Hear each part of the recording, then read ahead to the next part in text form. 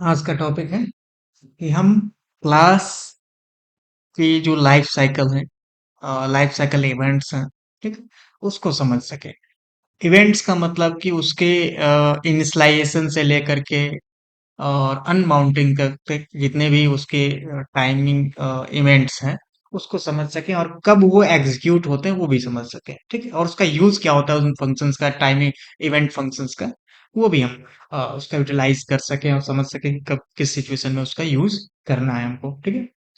तो life cycle events हमारे जो क्या करते हैं, हमारे कंपोनेंट्स को मॉनिटर करते हैं। मॉनिटर का मतलब वो ट्रैक करते रहते हैं स्टेट्स को और भी बहुत सारी चीजों को। देन मैनिपुलेट करते हैं उनके अलग अलग फेजेस में, कि वो कौन कौन से फेज हैं। तो लाइफ साइकिल इवेंट के 3 फेज होते हैं कंपोनेंट के, क्लास कंपोनेंट के। देन कह सकते हैं पहला कंपोनेंट होता है माउंटिंग, देन सेकंड कंपोनेंट है अपडेटिंग, एंड थर्ड है आपका अनमाउंटिंग। ओके, 3 फेज होते हैं, माउंटिंग, अपडेटिंग एंड अनमाउंटिंग। नेक्स्ट, अब माउंटिंग होता क्या है, सबसे पहले हम ये समझें। जैसे कि कोई कंपोनेंट है और उस कंपोनेंट को हमने क्या किया, किसी डॉम, जैसे कि एक तरह से हम जब हम एचटीएमएल के डॉम पे उसको पुट करते हैं या रखते हैं, उस फेज को ही माउंटिंग बोलते हैं, ठीक है। जैसे कि किसी एलिमेंट को या किसी रिएक्ट कंपोनेंट को हम ऐड करते हैं, तो वो किसमें, उस डॉम के अंदर ऐड होता है, डोम ट्री के अंदर, ठीक है। तो जब वो डोम ट्री के अंदर ऐड होता है, उसी फेज को हम माउंटिंग बोलते हैं। तो रिएक्ट के माउंटिंग करने के लिए, माउंटिंग का मतलब उस कंपोनेंट को पुट करने के लिए डोम के अंदर 4 बिल्ट इन आपके मेथड होते हैं जो कॉल होते हैं, ठीक। तो ये कॉल होते हैं, अपने आप कॉल होते हैं। ये जो रिएक्ट इवेंट कंपोनेंट आपके माउंटिंग इवेंट्स फंक्शन होते हैं, तो ये फोर्थ फंक्शन होते हैं जो आपके क्या होते हैं, एक सीक्वेंस में कॉल होते हैं अपने आप। पहले कौन कॉल होता है, कंस्ट्रक्टर। पहला कॉलिंग मेथड होता है कंस्ट्रक्टर, ठीक है।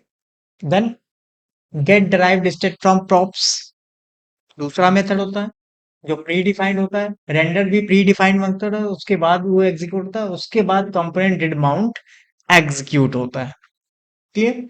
तो ये 3 मेथड्स होते हैं जो एग्जीक्यूट होते हैं, 4 मेथड्स, ठीक है। लेकिन रेंडर मेथड क्या होता है, रिक्वायर्ड होता है। बाकी सब जितने भी मेथड्स हैं आपको दिख रहे हैं, रेंडर को छोड़ करके, थर्ड वाले को छोड़ करके, वो क्या है, आपके ऑप्शनल है। रेंडर मेथड क्या होता है, रिक्वायर्ड होता है and will always be called, the other are optional and will be called if you define they, ठीक है।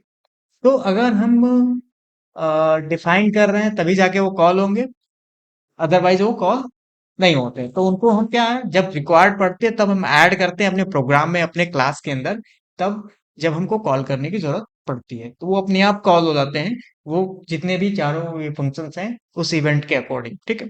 तो कंस्ट्रक्टर का होता है जब इनिशिएशन होता है, मतलब कि जब कंपोनेंट इनिशिएट होता है, फर्स्ट टाइम क्रिएट होता है एज ए कंपोनेंट, तो वो क्या होता है, डिफाइन होता है। तो get drive from props, state from props उसके बाद आता है, मतलब कि जो प्रॉप से वैल्यू आ रही है उसको स्टेट में अगर आपको पुट करना है या डालना है, तो उसके लिए ये वाला फंक्शन होता है।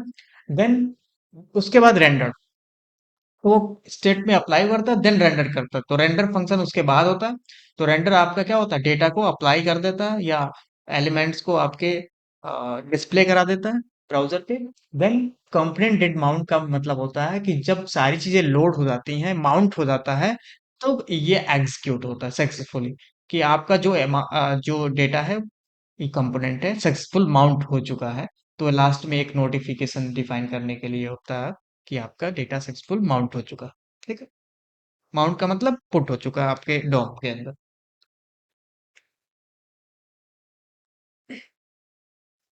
तो सबसे पहले हम आते हैं, एक कंस्ट्रक्टर बना लेते हैं, क्लास कंस्ट्रक्टर।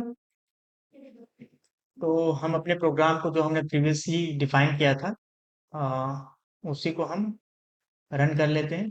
तो यहाँ पे लिखता हूँ मैं npm रन dev, क्योंकि हमने इस प्रोजेक्ट को किससे बनाया, वाइट से बनाया, ठीक। ये ओपन हो गया। देन हम होस्ट को ओपन करते हैं।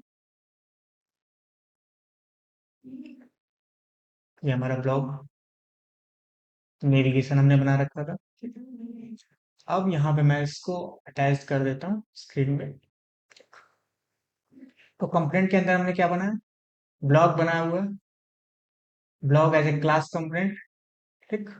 अब देखो इसके अंदर कंस्ट्रक्टर है, तो कंस्ट्रक्टर क्या होता है, सबसे पहले एग्जीक्यूट होता है। ठीक है, कंस्ट्रक्टर सबसे पहले एग्जीक्यूट होता है, तो इनिशिएट सबसे पहले ही होता है। जैसे अगर मैं कहूँ, यहाँ पे मुझे अगर अलर्ट डिफाइन किया, मैंने यहाँ लिखा अलर्ट, यहाँ पे मैंने लिखा alert, alert and then hello.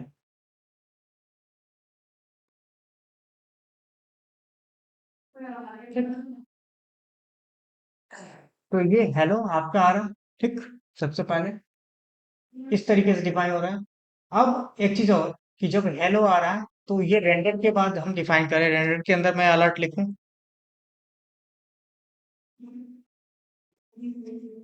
Render के अंदर अलर्ट हम लिखें, हम चेक कर लें यहाँ पर कि ये वाला हेलो, तो हेलो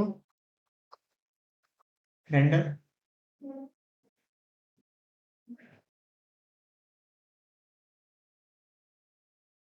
हेलो रेंडर मतलब कलर कंस्ट्रक्टर वाला, देन ये आपका एग्जीक्यूट हो रहा है।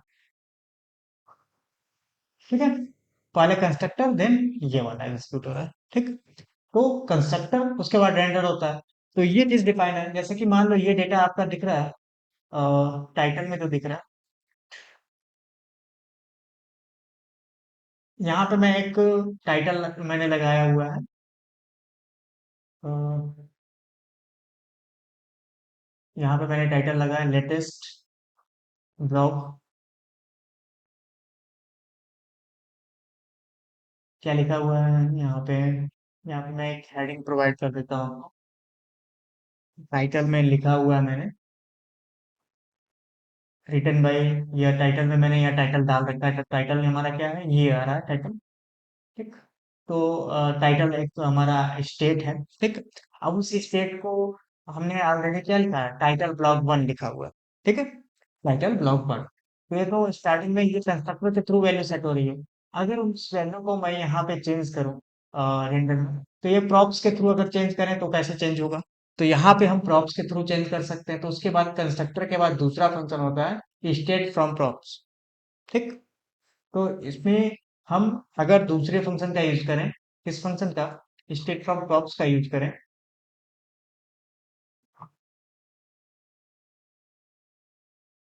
Gate derive state from props, तो हम इस फंक्शन का यूज करने वाले हैं, गेट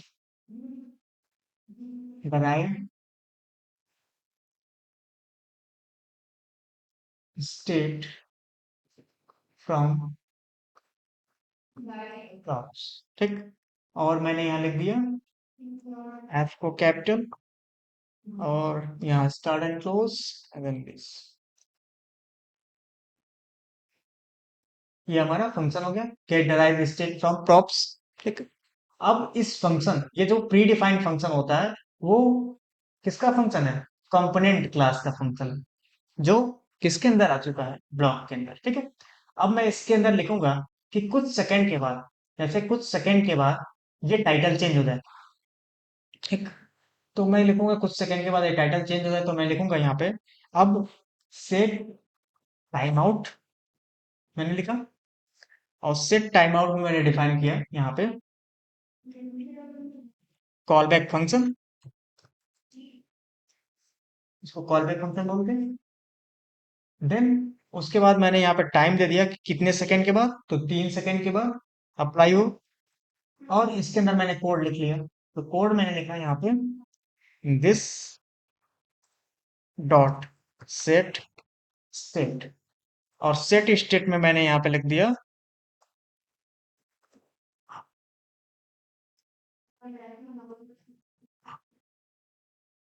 ब्रैकेट के अंदर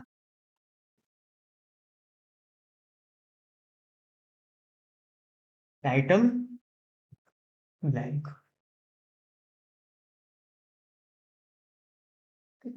sorry, get drive state from props में हम डिफाइन करेंगे जो प्रॉप्स आ रहा है। तो इसमें दो वैल्यू होती है, एक स्टेट एंड प्रॉप्स। ठीक। तो इसमें आपको क्या गेट करना है, प्रॉप्स एंड स्टेट दो वैल्यू होती है, तो इसको रिटर्न करना है, इसमें सॉरी इसमें रिटर्न करना है। तो यहाँ पे मैंने डिफाइन किया, मैंने लिख दिया यहाँ पे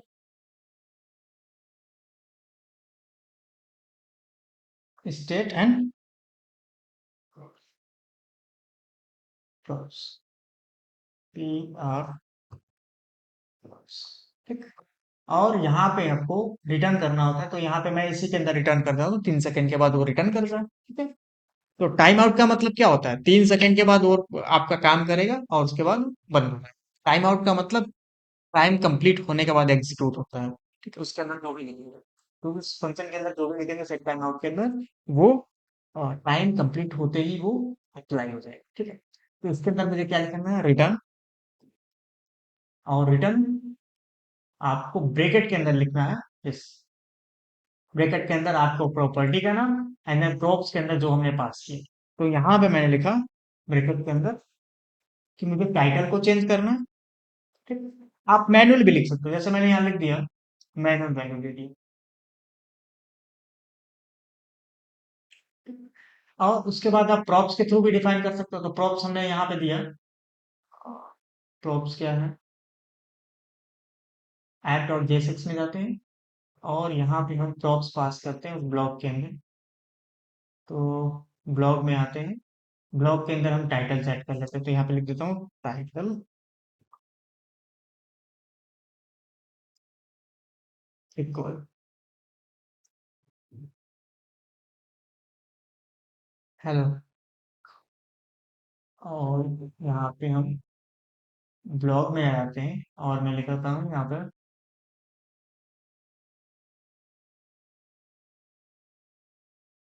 प्रॉप डॉट।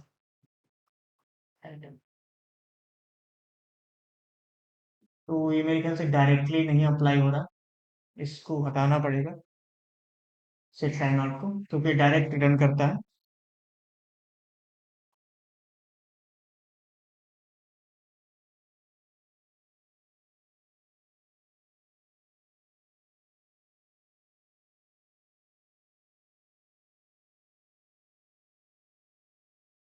पहले प्रॉप्स होगा देन स्टेट होगा, तो हमने गलत कर दिया है यहाँ पे। प्रॉप्स होगा, इसको पोजीशन चेंज कर दिया हमने। प्रॉप्स होगा देन स्टेट होगा। प्रॉप्स और स्टेट आता है और उसके अकॉर्डिंग चेंज कर देता है। अब जैसे टाइटल मैंने चेंज दिखा यहाँ पे props title, title return title and then props dot title लिखा हुआ है। और क्या चेंजेस मैंने किए हैं यहाँ पे,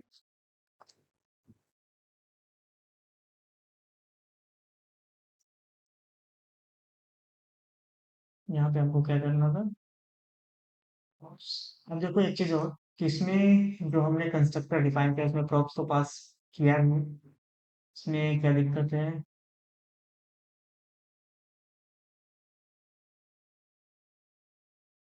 render props and then state return title favourite colours.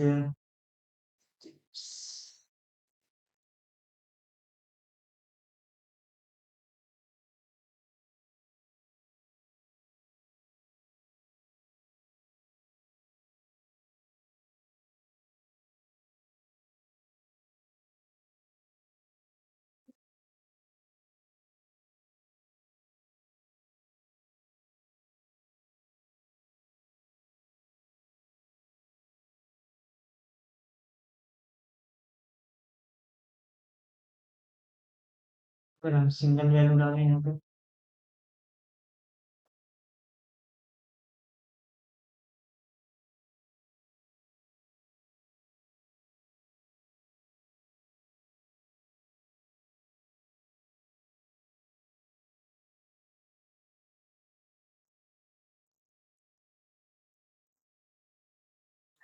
From state spelling derived state function spelling सही है, यहाँ पे चेक कर लेते हैं। Get derived state from props, get derived state from props, सही है।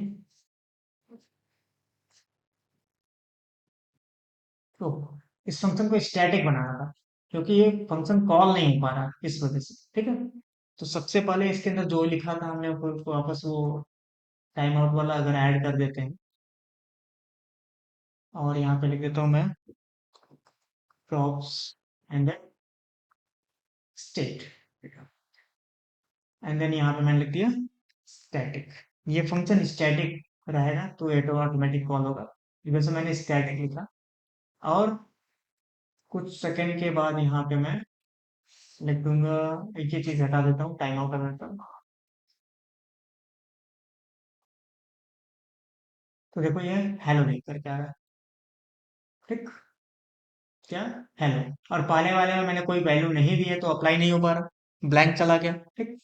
तो क्यों, क्योंकि पहले वाले में, जैसे पहले वाले में देखो यहाँ पे मैंने दूसरे वाले में यहाँ पे टाइटल नहीं दिया, पहले वाले में दिया। दूसरे वाले में अगर टाइटल मैंने दूं, यहाँ पे मैंने लिख दूं बेस्ट, ठीक है, तो वो टाइटल यहाँ पे अप्लाई हो जाएगा, ठीक है। तो वो props as a props state में अपडेट हो रहा है, ठीक है। तो हम प्रॉप्स के थ्रू डेटा किस में अपडेट कर सकते हैं, स्टेट में अपडेट कर सकते हैं डेटा। तो इस तरीके से क्या होता है कि सबसे पहले कंस्ट्रक्टर सेट करता है, लेकिन जब कंस्ट्रक्टर के बाद वो प्रॉप्स वाला सेट करता है ना, तो वो फाइनल अपडेट होता है, क्योंकि ये रेंडर से पहले ये चलता है, get derived state from props, from props, ठीक है। तो ये आपका डेटा अप्लाई हो रहा है फाइनली। किसमें, ईमेल तो इसमें नहीं है, ठीक है, इसमें नहीं है, क्योंकि डायरेक्टली रिटर्न करना है ना आपको, ठीक, आपको डायरेक्ट रिटर्न करना, तब जाके ये अप्लाई होगा। तो इस तरीके से हम इस ये चीजें अप्लाई कर सकते हैं, ठीक है। नेक्स्ट है, अब आपको डिफाइन करना है नेक्स्ट फंक्शन, कि समझना है नेक्स्ट फंक्शन किस लिए यूज किया जा रहा है। तो नेक्स्ट फंक्शन हमारा है कंपोनेंट डेट माउंट। तो कंपोनेंट डेट माउंट ये डिफाइन करता है कि हमारा जो मेथड है, ये एक तरह से कर सकते हैं तब अप्लाई होता है या तब एग्जीक्यूट होता है जब पूरी तरह से आपका माउंट हो चुका होता है। डेड माउंट का मतलब ये डिफाइन करता है कि ये माउंट हो चुका है, ठीक, डेड माउंट। तो this is where you run statement then requires that the component is already placed in DOM, कि अगर डोम में प्लेस हो चुका है तब जाके ये आपको बताता है कि नोटिफाई करता है कि हाँ प्लेस हो चुका है। अब वो कैसे नोटिफाई करता है तो यहाँ पे देखेंगे। तो यहाँ पे हम लिखेंगे, आप ये फंक्शन रेंडर के ऊपर लिख सकते हो, रेंडर के नीचे, जैसे मैंने यहाँ पे लिख दिया रेंडर के नीचे, ठीक है। तो मैंने लिख दिया component did mount function start and close, और यहाँ पे एक मैसेज दे दूंगा या अलर्ट मैसेज दे सकता हूँ, तो मैंने लिख दिया अलर्ट, अलर्ट मैसेज आ गया।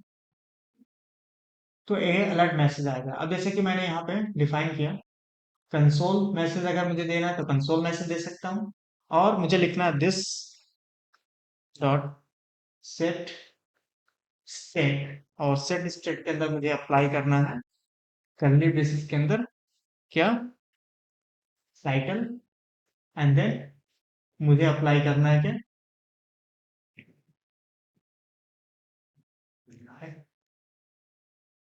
तो ये अप्लाई हो रहा है।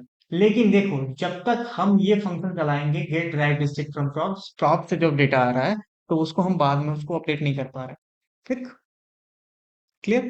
तो इस तरीके से ये क्या होता है, ये कंडीशनली आपको डिफाइन करना होता है। अब जैसे जैसे देखो ये डेटा आपका क्या है, अपडेट नहीं होगा, ठीक, हाँ, अपडेट हो रहा है टाइटल में, नहीं अपडेट हो रहा है स्टेट में। तो ये अगर मैं ये फंक्शन हटा दूं, तो डेट माउंट क्या करता है, ये रेंडर होने के बाद अपडेट कर देता है, दोनों में हाई चला जाए, टाइटल में अपडेट अपडेशन हो गया टाइटल में। तो ये क्या होता है, this dot state set state में हमने टाइटल में हाई सेट कर दिया, ठीक है। और कंटेंट भी सेट कर सकते हैं, तो जो कंटेंट है उसको भी हम यहाँ से सेट कर सकते हैं, ठीक है। तो हमारे पास दो कंटेंट है, कौन कौन सा है, एक पहला टाइटल है, दूसरा कंटेंट है, तो कंटेंट का भी हम सेंड कर सकते हैं। तो कंटेंट में हमने यहाँ पे लगाया कॉलम, एंड देन उसके बाद जो भी आपको डालना है, तो कंटेंट, दिस इज कंटेंट, ठीक है। तो जब तक state from get direct state from props रहेगा तब तक वो इसको अप्लाई नहीं होने देगा, ठीक है। तो या तो आप उसको लगाओ या तो इसको लगाओ। तो ये तो क्या बस नोटिफाई करने के लिए होता है कि पूरी तरह से आपका फुल्ली लोडेड हो जाए आपका जो कंपोनेंट है। उसके बाद हम इस पे जो भी अप्लाई करना है कोड, कि लोड होने के बाद आप चीजों को डिस्प्ले करा सकें, ठीक है, या कुछ कोड एग्जीक्यूट कर सकें, तो उससे रिलेटेड कोड हम डिफाइन करते हैं जब भी जरूरत पड़ता है कि हम फाइनलाइजिंग कोड अप्लाई करें, तो उसके लिए हम इस फंक्शन का यूज करते हैं जो अपने आप चल जाता है, ठीक है। तो ये फंक्शन किसके बाद चलता है, रेंडर्ड के बाद चलता है, ठीक। रेंडर्ड होने के बाद, रेंडर्ड का मतलब माउंटिंग हो गई और उसके बाद चलता है।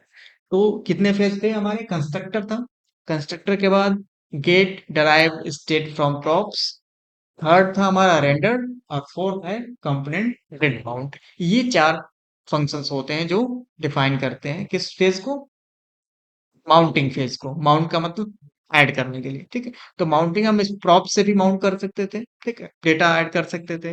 देन हम कंस्ट्रक्टर के थ्रू भी डेटा सेट किया था हमने, अब माउंट किया था चीजों को। तो हम अलग अलग तरीके से यहाँ पे माउंटिंग फेज को मैनिपुलेट कर सकते हैं।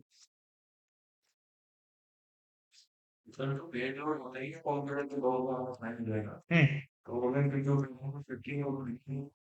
हम्म।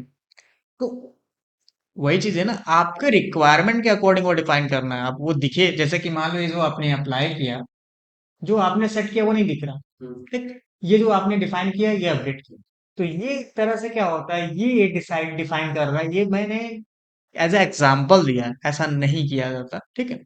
ये मैंने डिफाइन किया कि वो उसके बाद एग्जीक्यूट हो रहा है। अब यहाँ पे मैं लगा दूं सेट टाइम आउट, ठीक। और सेट टाइम आउट में मैंने टाइम दे दिया कितना, 3 सेकंड का, ठीक। और 3 सेकंड का टाइम देने के बाद मैंने इसमें अपडेट किया, तो 3 सेकंड के बाद क्या होगा, अपडेट हो जाएगा, ठीक है। तो 3 सेकंड के बाद वो अपडेट हो जाएगा। ये चीज इस तरीके से। तो हम जब भी कुछ अप्लाई करना चाहते हैं, कोई जरूरी नहीं है कि हम केवल स्टेट को चेंज करें, हम उसके अंदर कोई भी ऐसा कोड लिख सकते हैं जो हमको कुछ रेंडर्ड होने के बाद ही अप्लाई करता है, लोड होने के बाद, ठीक है। तो उसको लिखते हैं, हमने स्टेट को चेंज करके दिखाया कि भाई चेंज हो रहा है, ठीक है। तो वो अप्लाई होगा, और कुछ सेकंड के बाद जैसे मैं रिफ्रेश करूंगा तो पुराना डेटा आएगा, और 3 सेकंड के बाद फिर ये अपडेट हो जाएगा, किसके, इसकी वजह से, लोड होने के बाद, लोड होने के 3 सेकंड के बाद, ठीक, ठीक है। तो इस तरीके से हम अप्लाई कर सकते हैं।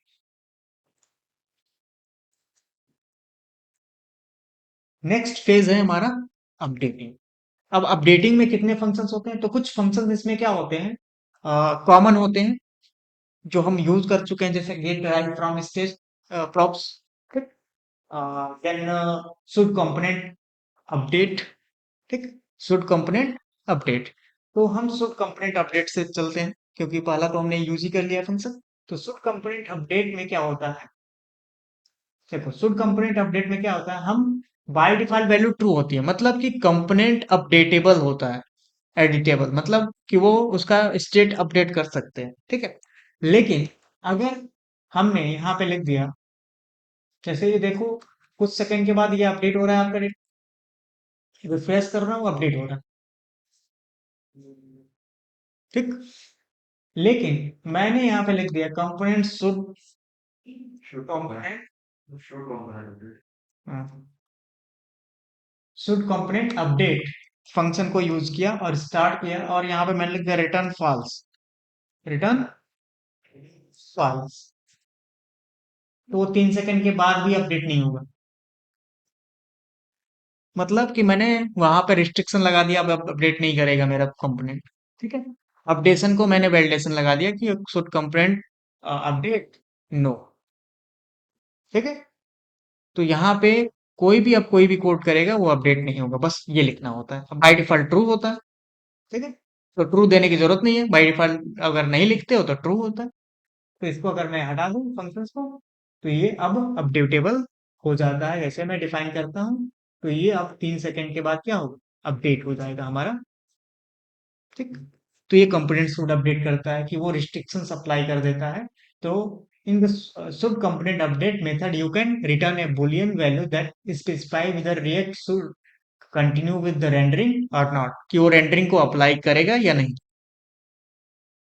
फर्स्ट रेंडरिंग को तो अप्लाई कर देता है, लेकिन आपका वो अपडेटिंग रेंडरिंग को नहीं अप्लाई करता। ठीक है। तो ये हो गया आपका। देन रेंडर फंक्शन, तो ये रिक्वायर्ड होता है, जो आपका सबसे मैंडेटरी पार्ट होता है रेंडर फंक्शन, जो आपका डेटा को अपडेट होते ही फिर दोबारा री रेंडर कर देता है। ठीक है। तो ये इंपॉर्टेंट होता है। देन उसके बाद गेट स्नैपशॉट बिफोर अपडेट, जैसे कि अगर कोई स्टेट अगर अपडेट कर रहा हो, तो उसके पहले क्या डेटा था वो कैसे गेट करोगे, तो इसका नाम ही है स्नैपशॉट।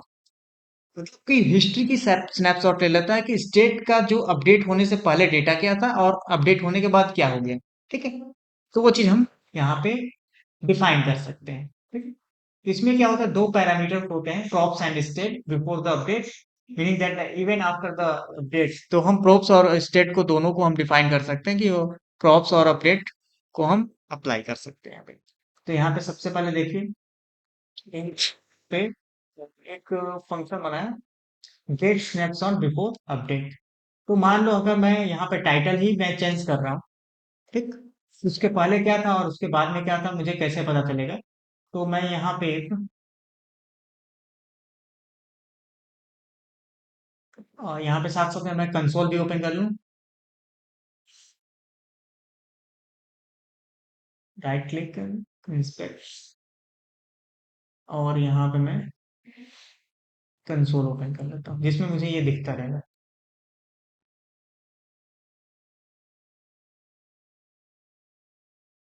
ठीक। जैसे टाइटल का भी केवल टाइटल दिखना चाहिए, कोई दिक्कत नहीं है। अब आते हैं नेक्स्ट। तो हमारे फंक्शन का क्या नाम था, गेट स्नैपशॉट बिफोर अपडेट। तो लिखूंगा get snapshot before update, this is function. अब इस फंक्शन में मुझे क्या डिफाइन करना है, देखो गेट स्नैपशॉट एक तरह से हमारा वायर्ड फंक्शन होता है। अब देखो यहाँ पे मुझे क्या अप्लाई करना है, गेट स्नैपशॉट के अंदर previous props and previous state. ठीक है। तो दो पैरामीटर होते हैं, मैंने लिख दिया previous props comma previous state. ठीक। आप खुद भी लिख सकते हो प्रॉप्स एंड स्टेट। प्रीवियस इसलिए लिखा गया कि पुराने स्टेट्स को वो स्टोर, जैसे ही आप अपडेट करोगे तो वो उसको पुराने जो डेटा है उसको अपने आप अंदर इंजेक्ट कर लेगा, उस वो फंक्शन अपने आप ऑटोमेटिक। ठीक है। और उस डेटा को यहाँ पे प्रिंट कर सकते हैं। तो यहाँ पे मैं लिख लेता हूँ, कंसोल में प्रिंट कर लेता हूँ, कंसोल डॉट लॉग।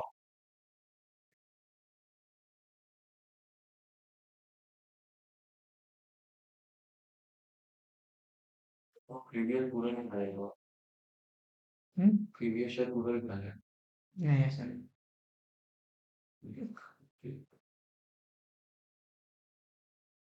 अब इसमें देखो क्या वार्निंग आ रही है, यहाँ पे मैं इसको क्लियर कर देता हूँ, फिर रिफ्रेश करते हैं।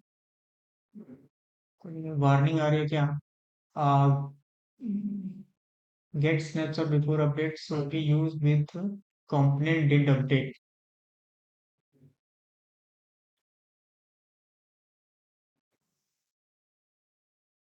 तो हम यहाँ पे उसको भी बना लेते हैं, कंपोनेंट डिड अपडेट।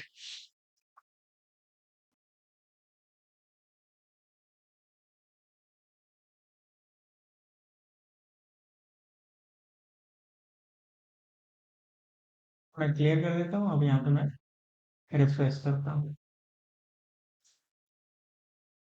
अब एरर हट गया, एरर अभी भी आ रहा है, गेट स्नैपशॉट बिफोर अपडेट, ये snapshot value now must be returned, they have a return undefined name, तो must be returned। तो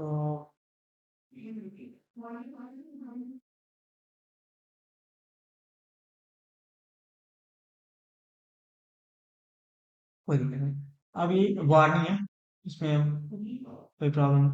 अब देखो क्या है कि यहाँ पे आपका एक मैसेज आया, कंपोनेंट अपडेटेड, ठीक, डेट अपडेट है।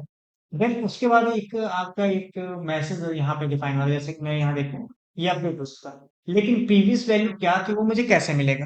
ठीक है, तो यहाँ पे मैं लिखूंगा प्रीवियस वैल्यू गेट करने के लिए, तो मैं लिखूंगा प्रीवियस स्टेट को मुझे चेंज करना ना, तो प्रीवियस स्टेट डॉट राइटर। तो जैसे अपडेट होगा तो प्रीवियस स्टेट क्या था, title of blog one print हो गया। जैसे ही अपडेट हुआ, अब देखो अपडेट भी हो गया और उसका प्रीवियस स्टेट दोनों का प्रिंट हो गया, दोनों का प्रीवियस वैल्यू ये था। ठीक है, तो हमारा जो प्रीवियस वैल्यू है वो भी मिल जाता है, और जो करंट वैल्यू अगर वो भी प्रिंट करना है तो हम प्रिंट कर सकते हैं कंसोल डॉट लॉग, और मैं लिख दूंगा यहाँ पे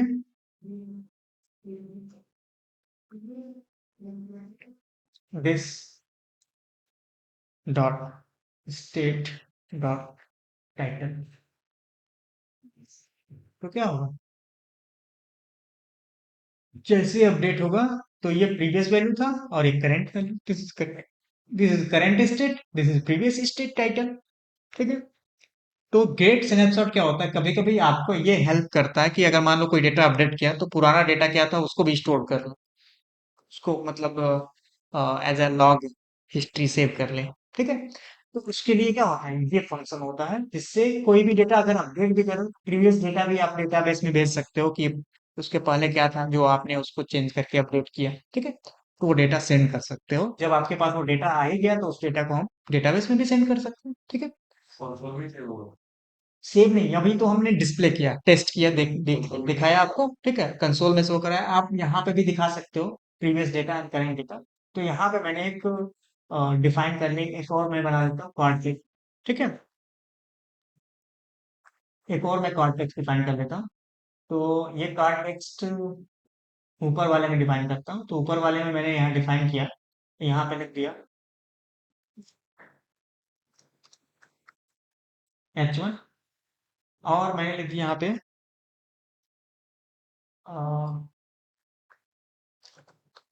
करेंट वैल्यू 6, और H1 घटा करके मैं लिख देता हूँ H4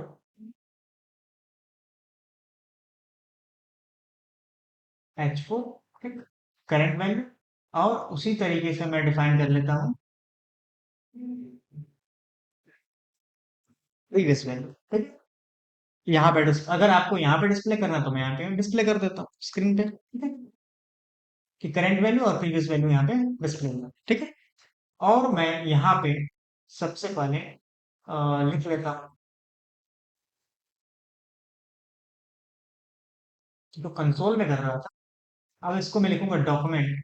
तो सबसे पहले मैं उसकी आईडी देता हूँ, तो यहाँ पे लिख देता हूँ ID equal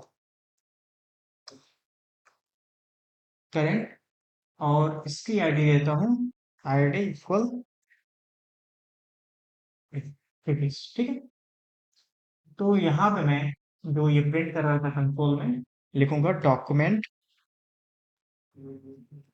dot gate element by ID, और मैं लिखूंगा फिर डॉट इनर टेक्स्ट इक्वल।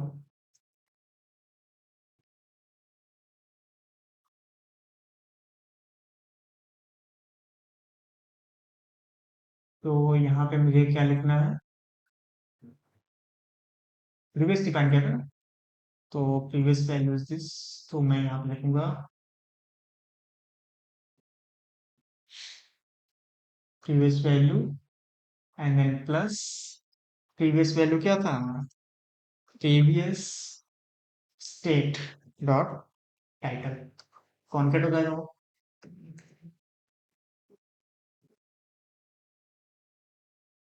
तो करंट वैल्यू ये है टाइटल का, और प्रीवियस वैल्यू क्या था हमारा, title block one. Current value भी प्रिंट करना है तो करंट वैल्यू भी हम प्रिंट कर लेंगे सेम एज, तो यहाँ पे लिखेंगे डॉक्यूमेंट, और document dot gate element by ID, और यहाँ पे मैंने लिख दिया आईडी क्या बनाई थी हमने, करेंट। तो यहाँ पे लिखूंगा मैं करेंट डॉट इनर टेक्स्ट, और इनर टेक्स्ट में मैंने लिख दिया हाँ, कोई दिक्कत नहीं, एचटीएमएल और इसमें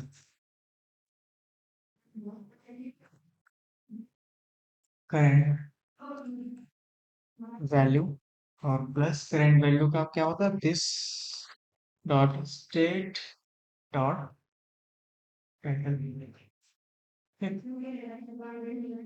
देखो यहाँ पे करंट वैल्यू है एंड प्रीवियस वैल्यू। तो हम इस तरीके से अप्लाई कर सकते हैं कि कौन सी करंट वैल्यू थी, कौन सी प्रीवियस वैल्यू थी। ठीक है, अब ये कंसोल से हटा देते हैं। कंसोल में बस इसलिए लिखा जाता है कि हमको टेस्ट करना था। ठीक है, तो जैसे ही अपडेट होगा, तो अपडेट होने के बाद देखो ये आपका करंट एंड देन ये इसके पहले ये डेटा था। ठीक, हाँ, तो कंसोल वाला भी यहाँ पे ये हमारा बस क्या है, वही चीज जैसे कि जो वहां पे कॉन्टेक्ट कर रहे हैं, देखो यहाँ पे प्रीवियस स्टेट डॉट टाइटल, उसको इसके अंदर प्रिंट कर रहे हैं कंसोल के अंदर यहाँ। ठीक है, तो ये तरीका था हमारा क्या, अपडेटिंग का। ठीक, तो अपडेट होते ही हम क्या करते हैं, उसके प्रीवियस वैल्यू को एक्सेस कर लेते हैं और उसको यूटिलाइज करते हैं अपने अकॉर्डिंग, अपने रिक्वायरमेंट के अकॉर्डिंग। उसको अगर सेव करके रखना है तो सेव कर सकते हैं। उसके बाद कंपोनेंट डेट अपडेट। तो कंपोनेंट डेट अपडेट क्या होता है, ये हमने डिफाइन किया था उसमें माउंटिंग में भी, कि जैसे अपडेट होता है तो वो अप्लाई हो जाता है। ठीक, अब थर्ड फेज होता है अनमाउंटिंग। अब देखो थर्ड फेज क्या होता है, अनमाउंटिंग।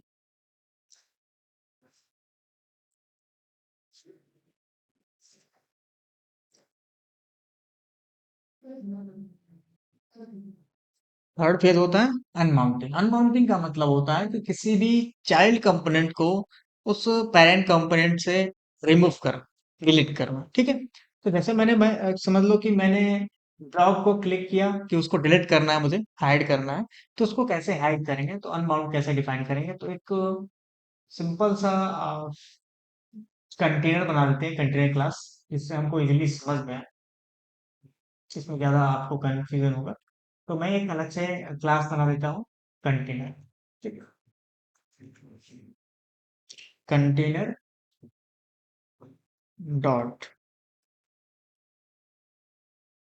जेएसएक्स। ठीक है, ये हमने कंटेनर डॉट जेएसएक्स बना लिया। अब इसके अंदर मुझे क्या अप्लाई करना है, देखो इसके अंदर मुझे ये चीजें अप्लाई करनी है। ठीक, ये अप्लाई करना है। ठीक, तो इसमें देखो क्या डिफाइन करना था मुझे, कंस्ट्रक्टर बनाया एक्सटेंड रिएक्ट कंपोनेंट। अब रिएक्ट कंपोनेंट को यहाँ पे मैंने डिफाइन किया, यहाँ पे इंपोर्ट कर लेता हूँ रिएक्ट कंपोनेंट को। यहाँ पे लिखा मैंने इंपोर्ट कंपोनेंट। ठीक, तो यहाँ पे रिएक्ट डॉट कंपोनेंट लिखा है, रिएक्ट हटा देता हूँ क्योंकि मैंने रिएक्ट को कंपोनेंट को डायरेक्टली क्लास को इंपोर्ट किया है, कंस्ट्रक्टर बनाया। देन मैंने यहाँ पे प्रॉप्स में एक शो का एक वेरिएबल बनाया। शो को मतलब ट्रू, उस समय डिस्प्ले होता रहेगा। और यहाँ पे मैंने लिखा हेड। तो ये हेडिंग को मैंने कहा कि एक चाइल्ड है, तो चाइल्ड कंपोनेंट इसके अंदर ही बना लेता हूँ। ठीक, कि चाइल्ड कंपोनेंट की एक बटन मैंने बनाया, क्लिक करते ही क्या हो, डिलीट हो जाए। ठीक, तो एक फंक्शन मैंने बनाया डिलीट हेडर। तो जैसे डिलीट हो करने की डिफाइन करूंगा, तो मैं इस शो को फॉल्स कर दूंगा, मतलब इसको हाइड कर। ठीक है, तो जब शो फॉल्स करूंगा, तो इसमें देखो correct let header this dot state show, अगर ट्रू होगा तभी चाइल्ड इसके अंदर रेंडर्ड होगा, अदरवाइज क्या होगा, ब्लैंक जाएगा वो। ठीक, हाँ, ये कोड लिखा हुआ था तो मुझे मैंने उसको वहां पे अप्लाई कर दिया, बस मैं एक्सप्लेन करते जा रहा हूँ आपको। ठीक है, तो एक फंक्शन बनाया डिलीट हेडर। जैसे मान लो आपने एक डिव बनाया, इसमें सिंपल सा डिव है, इसमें ज्यादा कुछ लिखा नहीं है मैंने, और ये वेरिएबल है। तो मैंने एक वेरिएबल में कहा, एक वेरिएबल मैंने बना लिया और मैंने कहा कि इसमें जब ट्रू है तो चाइल्ड रेंडर्ड होगा, कंडीशनल हमने डिफाइन भी किया था। तो अगर ये चाइल्ड चाइल्ड एलिमेंट अभी बनाएंगे हम, ठीक है, तो ये चाइल्ड एलिमेंट इसमें रेंडर्ड होगा। अगर जैसे ही मैं बटन पे क्लिक करूंगा डिलीट वाले पे, तो क्या होगा, उसको फॉल्स कर देगा, और जैसे ही फॉल्स होगा तो ये क्या होगा, ब्लैंक ही जाएगा, और ये कंडीशन मैच नहीं हुआ तो कंडीशन के अंदर क्या है, आपका चाइल्ड उसके अंदर असाइन नहीं होगा, और जब असाइन नहीं होगा तो खाली होगा, तो इसमें कुछ दिखेगा नहीं दिखेगा। ठीक, तो डिलीट हो जाएगा, आपको अनमाउंट हो जाएगा वहां से। तो इस तरीके से ये अनमाउंट है। जैसे ही अनमाउंट होगा तो चाइल्ड कंपोनेंट के अंदर एक फंक्शन होगा अनमाउंट। ठीक, तो अनमाउंट वाला फंक्शन अपने आप उसका एग्जीक्यूट हो जाएगा। ठीक, तो यहाँ पे हम डिफाइन करते हैं एक चाइल्ड कंपोनेंट भी ऊपर बना लेते हैं, तो ऊपर मैं एक चाइल्ड कंपोनेंट भी बना लेता हूँ। तो मैंने लिख दिया यहाँ पे क्लास। ठीक, तो चाइल्ड कंपोनेंट यहाँ पे आप बना, चाइल्ड कंपोनेंट हम बना लेते हैं। तो चाइल्ड कंपोनेंट बनाने के लिए ज्यादा कोड नहीं लिखना आपको, इसमें लिखना है क्लास चाइल्ड, और यहाँ पे कंपोनेंट को एक्सटेंड कर लेना। ठीक, और उसके अंदर मैंने एक बस मैसेज दिया कंपोनेंट विल अनमाउंट। तो component name header is about to be unmount. तो हेडर नेम क्या है आपका, हेडर नेम चाइल्ड है। तो component name child is about to unmount. ठीक, अनमाउंट का मतलब डिलीट होने वाला है। ठीक, तो मैंने लिख दिया हेलो, मैंने लिख दिया चाइल्ड। ये चाइल्ड कंपोनेंट है तो ये मैसेज आएगा चाइल्ड वर्ड। ठीक, तो ये चीज डिफाइन होगी। अब उसके बाद यहाँ पे मेन कंपोनेंट क्या है हमारे, कंटेनर है। तो यहाँ पे सबसे लास्ट में लिखूंगा एक्सपोर्ट डिफॉल्ट और कंटेनर है, कंटेनर। Okay, yes. अब कंटेनर यहाँ पे अप्लाई करिए। अब यहाँ पे मैं आता हूँ इसमें ऐप डॉट जेएसएक्स में, और ऐप डॉट जेएसएक्स में यहाँ पे पहले नेविगेशन के बाद कर देता हूँ। तो नेविगेशन के बाद मैं यहाँ पे अप्लाई कर लूंगा। तो नेविगेशन के बाद मैं यहाँ पे लिखता हूँ कंटेनर। अब देखो सेम है वो कंटेनर और ये कंटेनर सेम है, दिक्कत तो ये है। तो हम उसका नाम थोड़ा सा चेंज कर लें। ठीक, क्योंकि कभी कभी क्या होता है क्लैश कर जाता है। तो यहाँ पे मैं लिख दिया कंटेनर कंटेन लिख देता हूँ। ठीक, क्लियर। और उसके अंदर जो नेम है वो भी थोड़ा सा मैं चेंज कर देता हूँ। तो इसमें मैंने लिख दिया कंटेन, और यहाँ पर भी मैंने लिख दिया कंटेन। और इसमें नेम भी कर सकते हैं, हाँ 1 2 भी कर सकते हो। वो तो मैंने नाम चेंज कर दिया, आप कंटेनर 2 1 भी कर सकते हो, वो आपके ऊपर डिपेंड करता है कि क्या रखना चाहते हो। अब आता हूँ मैं, यहाँ पे मैं लिख दिया कंटेन। अब देखो एरर आएगा। तो कंटेंट नेम से हमने डिफाइन किया तो कंटेंट तो है नहीं, तो यहाँ पे हम फिर दोबारा लिखेंगे और उसको इंपोर्ट करेंगे। तो मैं लिख दिया कंटेंट।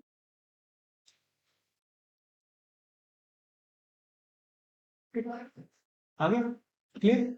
ये बटन हो गया, और ये चाइल्ड कंपोनेंट। तो चाइल्ड कंपोनेंट हमारा क्या है, एक अलग कंपोनेंट है।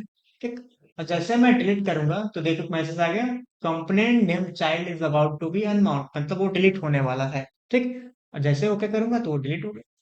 ठीक, तो वो फंक्शन क्या करता है, वो भी एक लाइफ साइकिल इवेंट था, डिलीट अनमाउंटिंग इवेंट। तो अनमाउंट का एक ही होता है, अनमाउंट फंक्शन होता है, जो हमने यहाँ पे चाइल्ड के अंदर अप्लाई किया था। चाइल्ड के अंदर यहाँ पे देखेंगे तो चाइल्ड कंपोनेंट जो हमने बनाया था, दिस इज चाइल्ड कंपोनेंट, जो किस फाइल के अंदर है, कंटेनर जो वाला फाइल है उसी के अंदर मैंने इस कंपोनेंट को अलग से इसके लिए फाइल नहीं बनाई है। तो इसको अलग से फाइल आप बना करके इसको इंपोर्ट करके यूज कर सकते हो। तो इसके अंदर कौन सा फंक्शन था, कंपोनेंट विल अनमाउंट। तो जब ये चाइल्ड मतलब जब कोई कंपोनेंट डिलीट होता है तो उसके अंदर एक फंक्शन होता है कंपोनेंट विल अनमाउंट फंक्शन। तो वो डिलीट होने पे वो अपने आप इन्वोक हो जाता है, तो वो आपको नोटिफाई कर देता है कि वो डिलीट होने वाला है। ठीक है, तो जैसे ये डिलीट होता है तो वहां पे आपका आ जाता है कि डेटा सक्सेसफुली डिलीटेड। ठीक है, तो इस तरीके से हम अनमाउंट का भी कोड कर सकते हैं। तो ये जैसे ही डिलीट करेंगे, जैसे रिफ्रेश किया तो फिर डेटा आ गया, और यहाँ पर डिलीट करोगे तो ये the component name child is about to be unmount. ठीक, तो इस तरीके से आप डिफाइन कर सकते हो। ठीक है, तो ये हमारा लाइफ साइकिल कंप्लीट हो गया।